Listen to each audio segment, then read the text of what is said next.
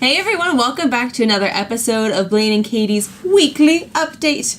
I'm Blaine. And I'm Katey. And we're here to bring you the videos that we found this week that we really enjoy regarding Japan. We're going to bring you those along with some news from Japan. So let's get started. So our first video comes from Tokyo Creative with Emma and Natasha, and they go exploring on a girls' night at Hamamatsucho. They went on a cruise and they went and visited a sake shop where they paid by the shot. Which, quick aside to that. In Japan, you'll remember last week we talked about Nomi Hodai, and in Tokyo and Osaka both, we've been to sake shops where you can pay for a set amount of time that not only are you going to get to drink all that you can, but you also get to pour your own. You walk into these places, and for about $30, you'll get an hour. Is it? Hour, 90 minutes. An hour, 90 minutes, depending on the location. Our favorite is Kuran Sake Market. And you walk in, you give him your money, you sit down, you grab some glasses, and then you just get to open up the freezer doors and grab your sake, pour it, or you can pour it into the little heater. The one in Ueno one had shochu in it, so you could make some chuhais and some other stuff like that. Bring your own food, totally okay. I mean, we've just grabbed McDonald's before if we needed to. Yes. It's now one of those places that we always go to. And if you're thinking of going there, definitely sign up for their email list. Last time we were there in the winter, I got an email previously that they had a special sake coming out, and when we were there, they brought us out a special limited run sake that we got to try. It wasn't even in the refrigerator. It wasn't in the fridge. They had to go back to the house and get it. And some of these places even have beer, so if you're not a huge sake fan and all of your friends are, there's a lot of great options for you to try. And some good fruity ones too. May I recommend some yuzu sake? It totally is the best. Anyway, give that a try. Go to one of them. Get ready to make some friends because there's going to be a lot of people there. Usually when we're there, it's about us being the only real foreigners and everyone else is Japanese while we're there. So it's a ton of fun. You can meet some people. You can practice your Japanese and have fun. And after their sake, they went to the observation deck for some great views and a seasonal fall park lighting, which was beautiful. They also got Odin in the park, which, given last video, I think Odin is kind of in the air when it comes to fall and winter in Japan. Next, we had Akidearest actually visiting Japan. It was pretty fun. She actually went to the Roboto restaurant. Roboto restaurant. She went with Joey the Anime Man, as well as Jessica Negri and Ryan the fake nerd boy. Robot restaurant is one of those things that you really have to go to. It's so touristy, it's outrageous. It's so touristy. But that's the beauty of it all. Don't bother paying for the food package. We did get the food package the first time we went, and it was okay. It was just not that great. Just skip that, save your money. Go get some good food in Kabukicho, and then head on into the Roboto restaurant or vice versa. Just grab some drinks there, like drinking, watching some crazy lights, fashion. There's a story that goes along with everything. It's pretty epic. It's super amazing. You really have to see it at least once. And it appears to change. We've seen enough videos of people that it does look like it's a different story. So what you see someone see is not necessarily what you'll get. She also had a follow-up video where she walked around Asakusa in a kimono, as well as some of the other bigger traffic areas in Tokyo. And I would definitely recommend seeing that. Yeah, and she looks cute and amazing in it, so just go see her to see how cute she is. And Akidearest also went to Ueno Onsen, where they have that rockway path in the water. It's super fun because there's also a co-ed sort of mingling area where you're all in your yukata and you can have fish eat your feet. Ueno Onsen is sort of like an onsen theme park. And so you go in the front door, get your yukata, and as soon as you walk through the door on the other side of the changing room, once you've gotten dressed, it is a festival on the inside. They've got the little ball catching thing. They've got the fish there that you can try to win. They've got the little hard candies that you try to cut them out. Like, if you've watched any festival anime, all of those little sideshow games they have there, as well as a big open foot bath onsen that is co-ed, and then it splits into, of course, the male and female side for the actual onsen part itself. Ton of fun. It's so much fun. If you can't really get yourself out to a place to go to a more traditional onsen, at least go there just so you get the theme park feel of an onsen. Yeah. And it is a lot of fun. And somehow you get that nostalgia feeling, even if you've obviously never grown up in Japan. You saw it as a kid and you're like, oh, I kind of want to do that. I wish I could go there and do that. And so then when you actually get to do that in that sort of setting, you're like, oh, I'm getting to finally do that thing I wanted to do. Next, Only in Japan, John Dobb interviews Professor Fukuoka, who is a Vermeer otaku. Vermeer is an artist who has gotten incredibly popular with his gallery in Japan, as well as there have been some pop-up cafes that have food and drink to kind of match his artwork. And they go into incredible depth of detail as to why Professor Fukuoka enjoys and thinks his art is just this beautiful microcosm of reality. And then they also step outside to some of the people who are out in line and say, you know, hey, why do you enjoy Vermeer? Getting both sides of that aspect of one super detailed, the other just believes the light makes them look really beautiful and it's got a good lifeness to it. Lifeness, I guess that's a good art word.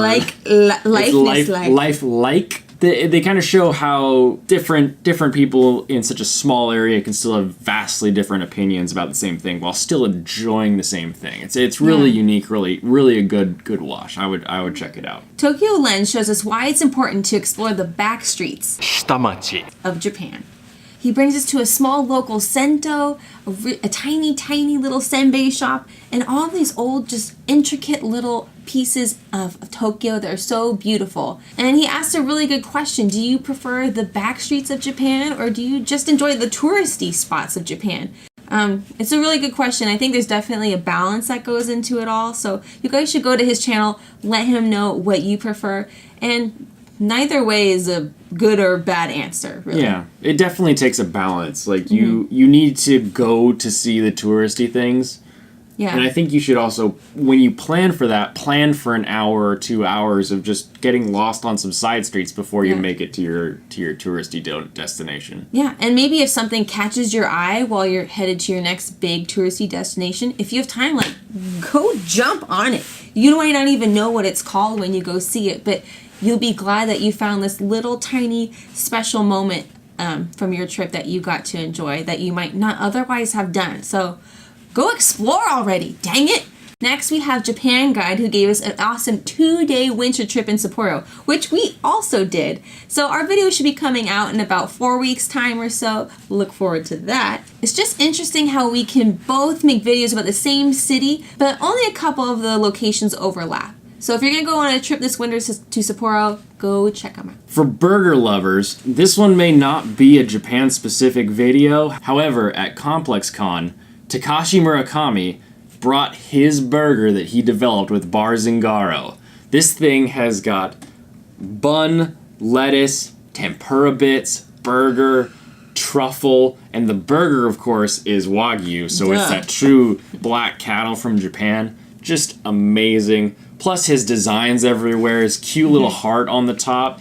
Just so you know, it's a flower, not a heart on the top. Oh, is it did I say heart? Mm-hmm. The dude is just goofy while he's in the video the whole time. Definitely watch this. I know it's not specifically a Japan video, but you can figure out where Bar Zingaro is in Nakano Broadway in Tokyo. So you should definitely go try this burger. It looks amazing. And just real quick as a last minute update, they just released the video today while we're recording. Simon and Martina released a video, and oh boy. I dream of beef. Even though we've got to experience Kobe beef, it just makes me relive those moments. This last trip, we actually did get to Kobe and try the steak-style Kobe beef with the true Kobe seal. It is a different kind of beef entirely. Otherworldly. It's just cruel. And what's cool, I guess, is to find out that there are 43 locations in America that serve true Kobe beef, so we're gonna come find them. We're gonna find them, yeah. But it's just so sad when you go to a place and it says Kobe beef and it's really just American Kobe. That being said, if you do go to Japan and can't find a place that has true Kobe beef, the first time we went and we got some beef strips at our ryokan in the mountains, we looked at that beef and we looked at our mama-san and we said, is this Kobe? she said, no, this is local beef for us. So all of the black cattle there is amazing. Yeah. And you'll find A5 Wagyu all over. So just because you can't get true Kobe doesn't mean you're missing out on great beef. It just means you're missing out on one of the best. And now it's time for our lightning round. round. For all of you photographers out there, currently Hannah took us along on a Japanese night street photography tour and lesson. Next, we got a three-fer. Tokyo Creative, Akano TV, and Charla all brought us 3 different perspectives on the same trip to the hot volcanic sands in Kagoshima, Japan. Next, Paolo from Tokyo showed us his favorite bentos in Tokyo Station. Yum. News in Japan. For everyone who cares, this weekend was the final of the Miss World 2018 contest. And for everyone else, Japan's Miss World 2018 contestant was a descendant of the one, the only, the one-eyed dragon himself, Date Masamune! And my favorite of all of the Shogun warriors. While we don't normally follow beauty contests, it is really cool that something so trivial can just springboard your learning onto something else. Go learn about Date Masamune. Plus, learning about Date Masamune gives you a really good reason to visit Sendai. We also heard this last week that the Japanese government is going to ban the government's use of Huawei and ZTE products from China. Now, this is kind of interesting news because it's the Japanese government, quote, closely cooperating with the United States. Now, Japan and the United States are allies, of course, and so the United States has been for a long time very suspicious of Huawei and ZTE, is because in China, with the way that the companies function and they can get so close to the government, they're very open to the government utilizing those companies and putting backdoors in them that could breach security. And we've been very suspicious of this for a while, and a lot of this has been kicked off with, a couple weeks ago, the CFO of Huawei actually getting detained in Canada because the United States is taking charges against the CFO for violating the Iran Pact. And so what we're seeing here is the Japanese government going to be banning Huawei. However, because Japan is a lot closer to China than the United States is, they're not specifically naming Huawei in their ban so as not to anger the Chinese. That's just a thought that never really crossed my mind when I was originally hearing about that story. Along with the link to the article that we read this story in, we're also going to include a link to the Philip DeFranco show that talks a little bit more about Huawei and ZTE, because this whole idea of a company that's run by the government that could also possibly put a backdoor into their products and how governments are reacting to that company. I mean, they are a huge telecom company in the world, so it's very, very interesting to see how the world is reacting to this whole event. And now it's time for the kanji of the week. It's Foon! It's probably not gonna look that great. We'll We can have fun with it. Foon is a super helpful kanji, and it may not seem like it because all it means is minutes. But this can come in handy in a number of areas. If you walk into a restaurant and there's a wait and they've got a little sign there and there's a number and you see this kanji next to that number, then you know this is about how long your wait time is. And if you guys are ever interested in tape hodai, or all you can eat places, of course you'll see the dollar amount in yen, and then you see a number followed by hoon, then you know how long you're going to be able to eat for. And if you ever rent a car in Japan and you see a parking lot, you'll see oftentimes a number next to the yen symbol, which is pretty easy to catch, as well as a number next to the foon symbol. And this is going to let you know how much a 30-minute or a 60-minute increment of time is going to cost you. Last week, we suggested you get the Joby Grip Pod for any of your friends who are heading to Japan or travelers who are looking to take pictures where they can't take tripods. This week, we're going to get a little bit more universal with our Christmas recommendations. The Kanken backpack. Now, Katie, why should they get the Kanken and not some other backpack? So these are super waterproof. They've got these protective flaps over the zippers. They're super just neat and tidy. They're really comfortable. Mine, of course, is the mini Kanken, which I think is perfect for my shoulder width. It just makes things really light and compact for all of our travels, walking around, long days. And it's just super simple and really easy. And we never have to worry about typhoons when they hit, if all your documents getting wet and stuff like that. super helpful. I love my content. You'll definitely fill up any bag that you bring to Japan, so don't get one too big. Again, that's why she's got the mini, so that, you know, we're not going to get something too big that can hurt your shoulders. I do go with a little bit larger because I usually will be carrying the camera as well as a little bit of camera equipment. They also have a slightly larger size with actual padded straps, which I think are unnecessary. These tip standard straps work pretty well. And we've been using these for, what, 3 years now? Yeah. They last a long time. They've lasted really well. And they just look really cool and simple. They're not overly complicated. Well, mine is because I jammed it full of crap. But they're really sleek and they go with everything. Again, they're waterproof, rainproof, and just all around wonderful backpacks. And they've got a color to match what you're looking for. So if you guys are interested, you should check our affiliate link down below. Get one yourself or get some for a friend if you guys are going on a trip together. Alright everyone, that's been our weekly update. Thanks for joining us. And as always, you'll find the links to all the videos that we showed in the description, as well as a playlist that we've aggregated if you just want to watch them all in one sitting. And let us know, what videos did you see this last week that you thought were just fantastic and showed an interesting or unique perspective of Japan?